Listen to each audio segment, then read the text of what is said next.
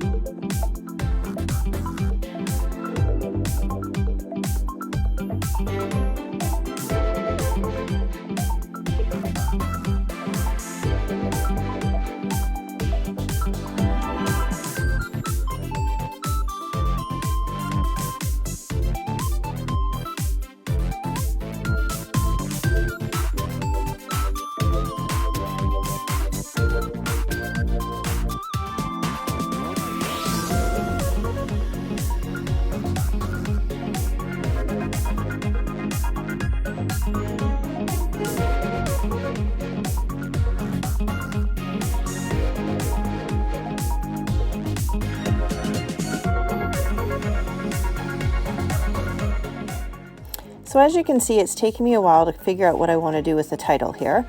I like the arrow paper, and I'm just trying to figure out what else I can do with it. So I've got this peacock cardstock, and I'm going to settle on that, but at the same time, it's not quite complete, and so I ended up completing it off camera. I took that paper and I ended up sanding the edges so you can see the white core of that. And then I also took some lighter blue that kind of matches the ticket there on the page, and I added that underneath so that the word scenic actually stood out better. And then I also have this die cut that I really wanted to add. So you can see there I have it in white. I cut it out, I think, in 3 different colors. It has a backer with it. I cut out the backer in a couple of different colors, and I just really couldn't quite figure out what I wanted to do here. But as you can see at the end, I settled on the peacock with the die cut with some of the light blue under it, and then I actually added the light blue die cut around the page. And so I did complete it off screen, as I mentioned, and hopefully you've enjoyed this layout. Thank you very much for watching. Please click like and subscribe.